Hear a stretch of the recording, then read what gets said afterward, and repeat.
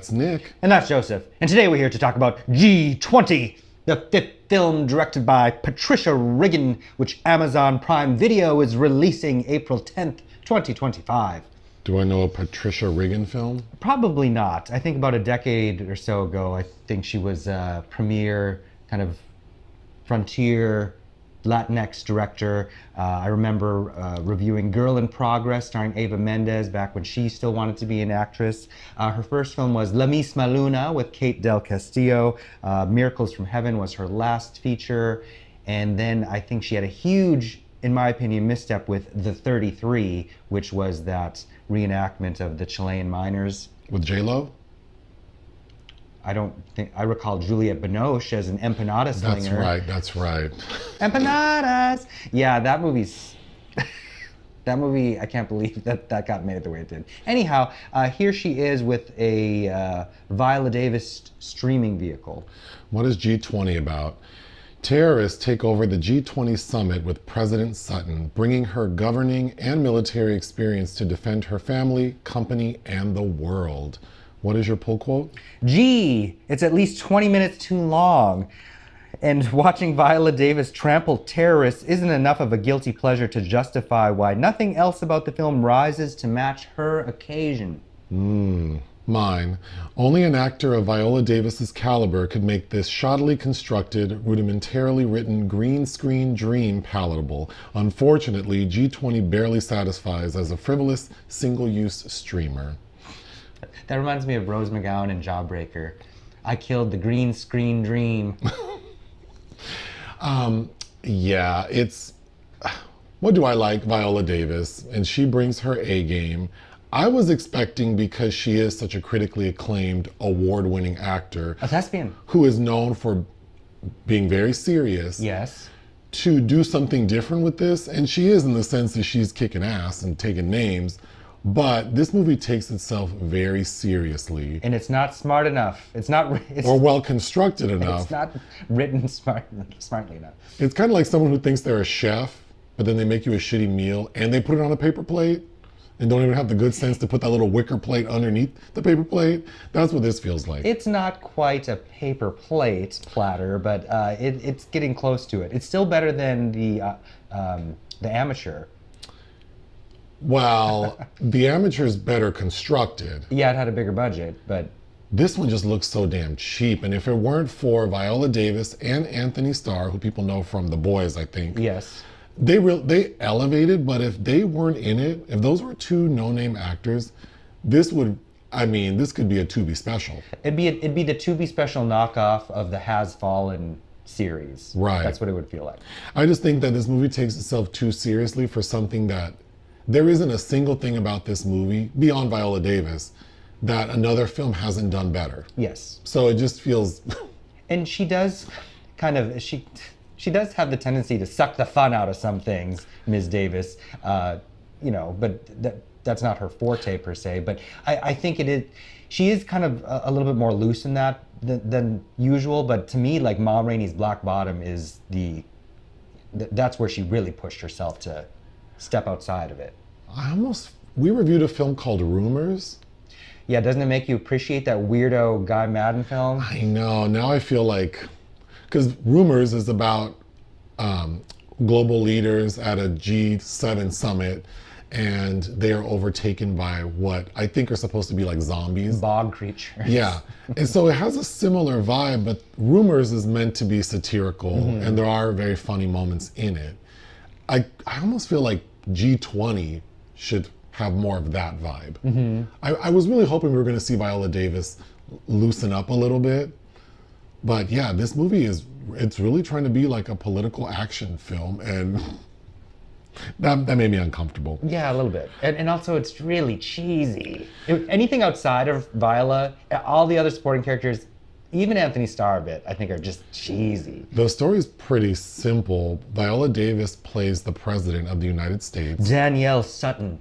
And she's headed to the G20 summit in South Africa to introduce this plan, which is basically, she's trying to end world hunger by implementing some sort of like cryptocurrency that would give farmers in less developed nations more access to funds. And just saying that, you can imagine that there'd be a lot of people who'd have a problem with that, and there are. So while she's at this summit trying to raise awareness, immediately it's overtaken by terrorists. Antony Starr. But the opening of the film is we see Antony Starr killing someone over some crypto device. So we know that he's a bad guy. Yes, a crypto wallet that he needs. Mm-hmm. But he's hired to work private security for this event. So we already know something's going down the instant the movie starts. But of course, everyone's taken hostage, and Viola Davis, who's a veteran, she actually came to political prominence because she was like a war hero. So that's how people believe that she was able to get the popular vote. On the cover of a magazine. But luckily she can kick some ass because she's a veteran. And there's kind of a corny scene with her main Secret Service agent, Manny. Played by Ramón Rodríguez. Where they're training. So we know before anything goes down that she can fight. Oh, that was a line of dialogue I wrote down. She's like, I could have you reassigned for SAS. But of course, Viola's able to take everyone down, including Antony Starr. The end. Yes. That's it. I mean, once the gears start turning with the narrative, you could just really tune out. The only thing that you are curious about is this has to be an inside job, right? So who was involved? And we see pretty early on that one of the Secret Service agents is assisting Antony Starr, but as Viola's character tells him to his face, like, basically, you're not smart enough to accomplish this on your own, so who was helping you? His name was Darden, and all I could think of was Christopher. Oh. So I got thrown off because now I'm thinking about O.J. Simpson. Yeah. So Elizabeth Marvel plays the Treasury Secretary. And we find out that she was running for the presidency at the same time Viola was, so Viola beat her out. And they have a little moment where they're sort of saying, like, you know, I'm so glad that we're friends, and that look at us, two women, 100 years ago we couldn't even vote, and now we're on Air Force One heading to the G20 summit. So to the audience, we think that they're, you know, good. But ultimately, it is Elizabeth Marvel's character who set all this up. Basically because she's mad that Viola beat her ass. Felt very Hillary Clinton to me. That was my nomination.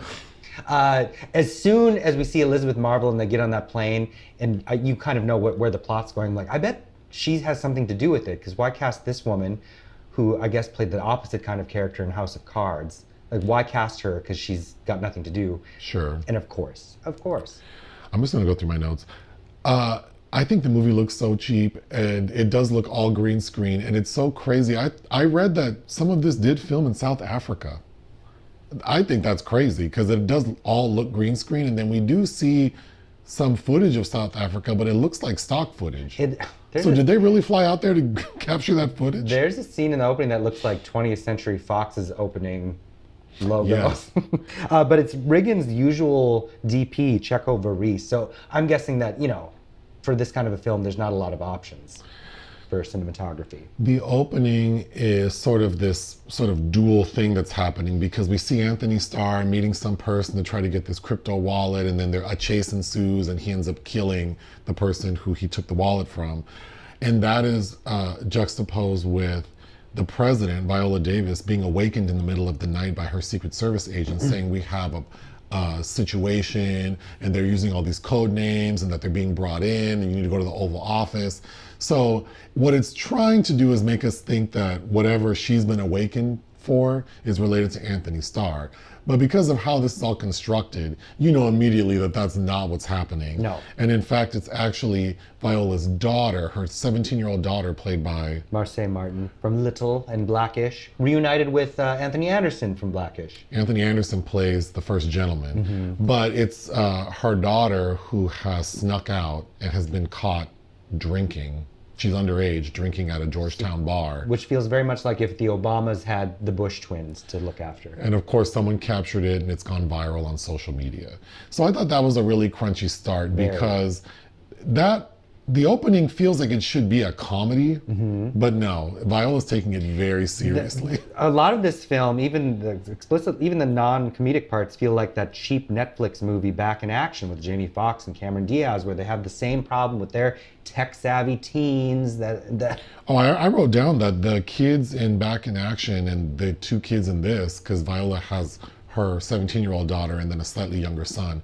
They're equally as annoying. Yeah. Particularly the daughters in both movies. Oh, yes. They're bratty, they're not understanding. And it's so crazy. Like, the daughter in this movie is acting like her mom is lame and what does she know? Your mother is the president of the United States. They're eating dinner. And a veteran.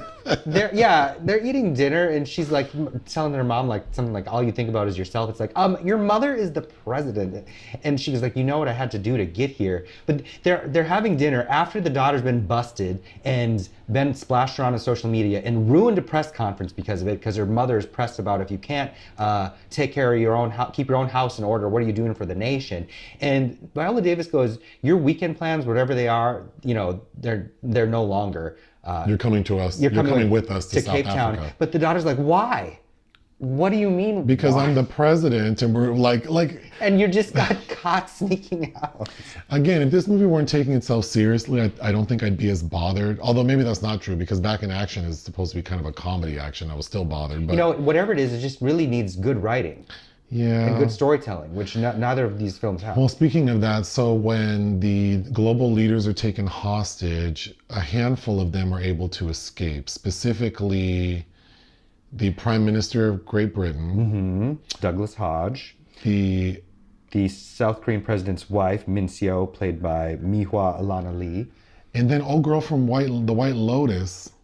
She was the hotel manager last season. Oh, yeah. Sabrina Impacciatore.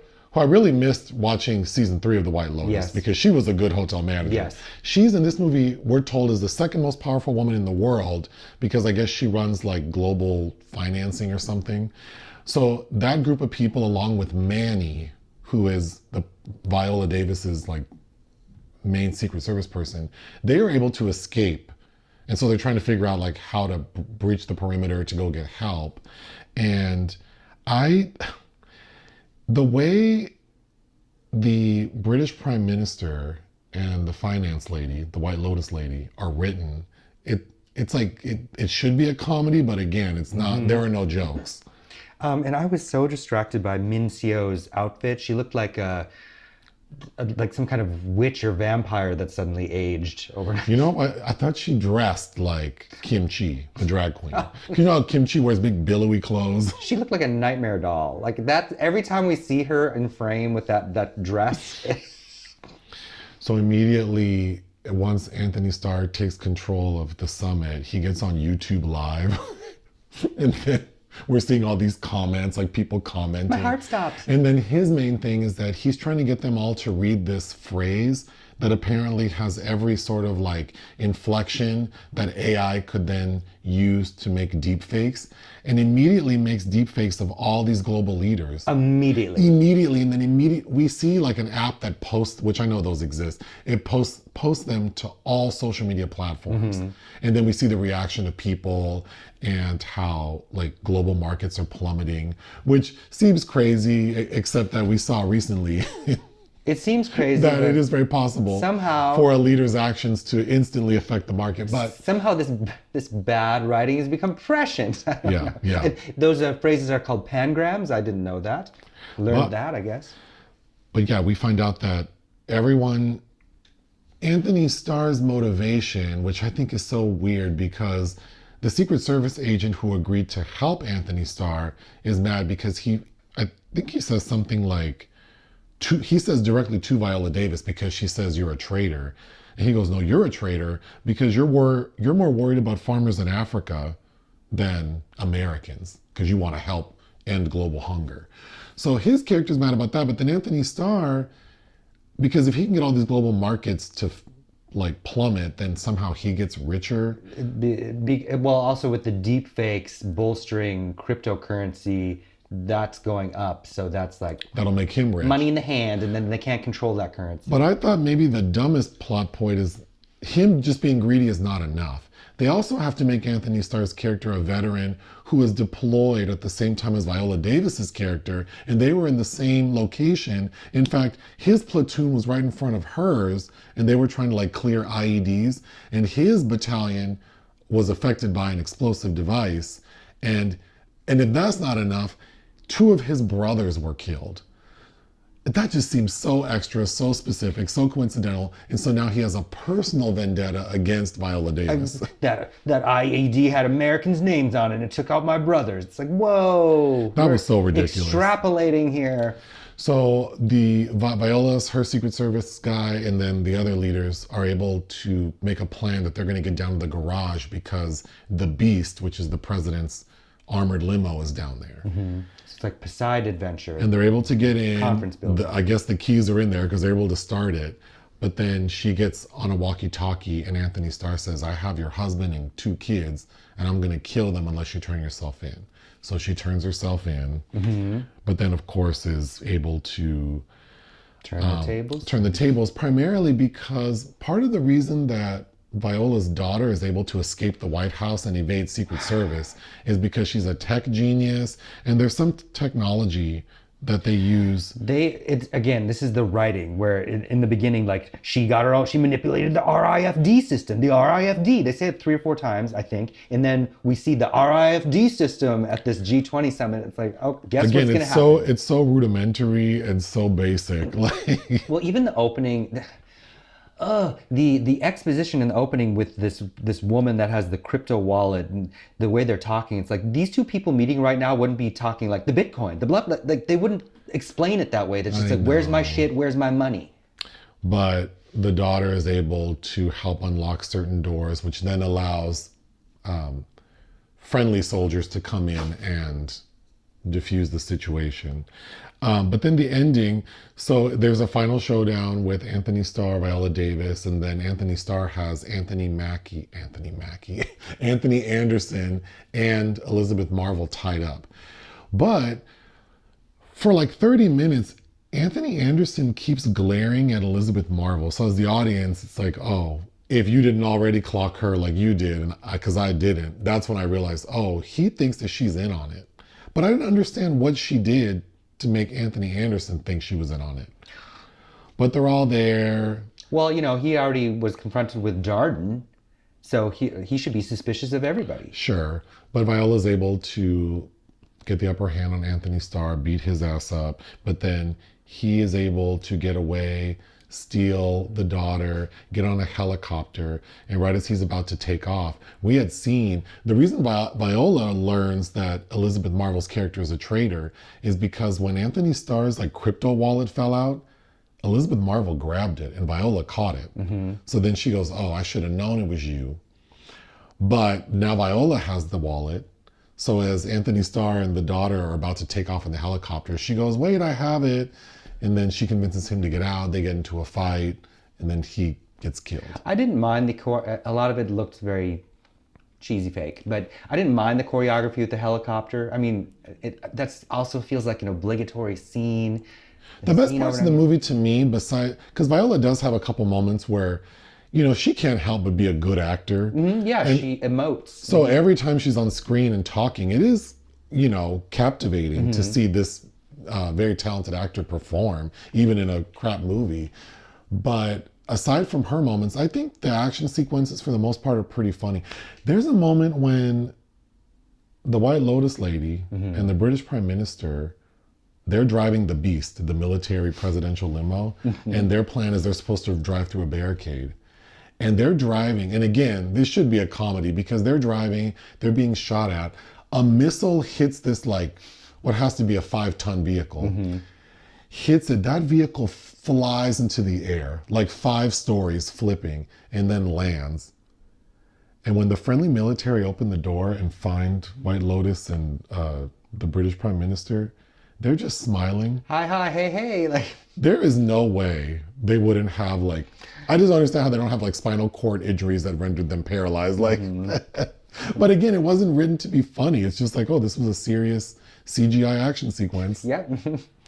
I feel so bad that I'm not as I don't feel warm towards this movie. It's definitely not something I would want to watch again. No, speaking of helicopter sequences, Foxy Brown, that's a movie I could watch over and over again and is really not well made. But there's a scene, again, the choreography of Viola in the action sequences I think is good. And then she's saving her daughter from this helicopter that's about to topple into the abyss, right? And she does so just in time, and then it's a community effort to heave the helicopter back onto the ledge. But Marsai Martin is like, her mother's clutching her and she's like, you know what, Mom? What did she say? You're special. You're really special. Again, I'm the president, bitch. Like, I just wanted her. I wanted her to say, there were I know. So I mean, this writing, I mean, I feel like just give me a red pen with the script, and there's so many moments when you could have just made it funny. Well, because I think maybe because it's specifically designed for streaming where they want it to be so obvious because most people are distracted and not really watching the film that they're streaming. Maybe that's the reason that flies. But there were 4 screenwriters, but 2 of them were Logan and Noah Miller, who I think have only directed one film previously that I really didn't like called Sweetwater. But they also wrote White Boy Rick, which got a lot of attention the year that came out. This is, so I don't know who doctored what or changed. It just feels kind of like a messy hodgepodge of cliches. What would you give G20? 2. Yeah, I don't think this works. I would give it 2 out of 5. Join us on Patreon and listen to our podcast. Bye.